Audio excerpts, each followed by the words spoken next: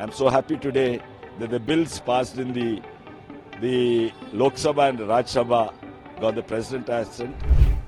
एक बार मैंने कहा था कि रबर स्टैंप है, इतना जल्दी संस्तुति तो आज तक शायद नहीं हमने देखा है। यहाँ कितने दिनों तक लटके रहते हैं मामले, लेकिन इसी से अंदाज़ा लगाया जा सकता है कि राष्ट्रपति संस्था बची है कि नहीं बची है।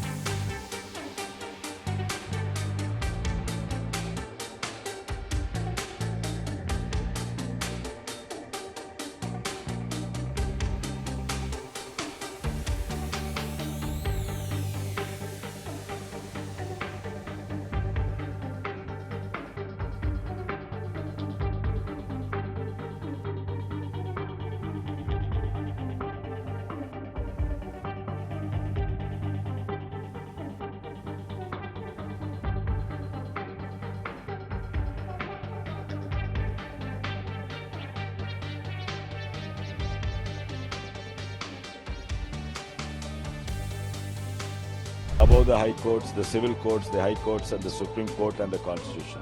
Constitution is the supreme.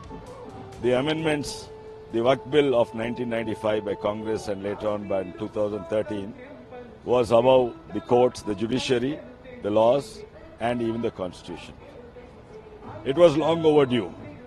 In a secular country like India, no single religion can have rights beyond the Constitution. And it is unfortunate that such amendments and laws were made in the past. I am so happy today that the bills passed in the Lok Sabha and Raj Sabha got the president assent and became the law of the country. It stands part of the Constitution.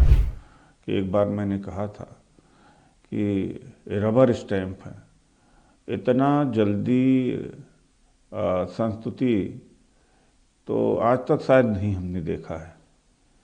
यहाँ कितने दिनों तक लटके रहते हैं मामले, लेकिन इसी से अंदाज़ा लगाया जा सकता है कि राष्ट्रपति संस्था बची है कि नहीं बची है।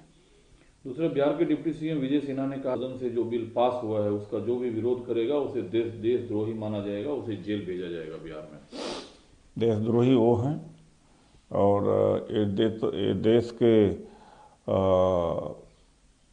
आज़ादी की लड़ाई लड़ते समय अंग्रेज़ों के साथ थे, तो ये तो जोर जोर से कह कर के दूसरे को देशद्रोही कहते हैं, लेकिन देशद्रोही तो सत्ता में बैठे हुए हैं, केंद्र के सत्ता में बैठे हुए हैं, बिहार में बैठे हुए हैं। लेकिन वो कह रहे हैं कि ये पाकिस्तान नहीं हिंदुस्तान है, नरेंद्र मोदी की सरकार है। जो बिल हाउस से पास हो चुका है, राष्ट्रपति की मंजूरी मिल चुकी है, उस बिल के खिलाफ प्रदर्शन करने का, विरोध करने का क्या मतलब बनता है? अगर कोई ऐसा करता है तो वो देशद्रोही है, उसे जेल जाना ही होगा। नहीं, ये ऐसा नहीं है।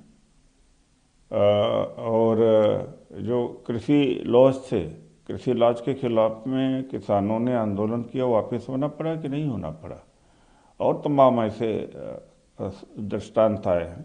अगर कानून गलत है तो डेमोक्रेटिकली या लोकतांत्रिक प्रणाली से विरोध करना ये मौलिक अधिकार है।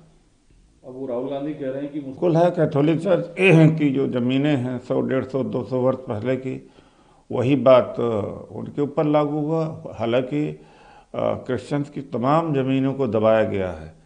जैसे मैं आता हूँ इलाहाबाद से, तो एक समय में इलाहाबाद में क्रिश्चियंस की बहुत ज़्यादा ज़मीनें हुआ करती थी, सब इनक्रोच कर लिया गया है। वो तो बाय माइट है, लाठी के बल पर।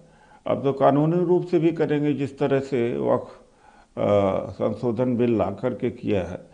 अब 1000 वर्ष, 500 वर्ष, 600 वर्ष का कागज़ मांगेंगे, नहीं मिलेगा।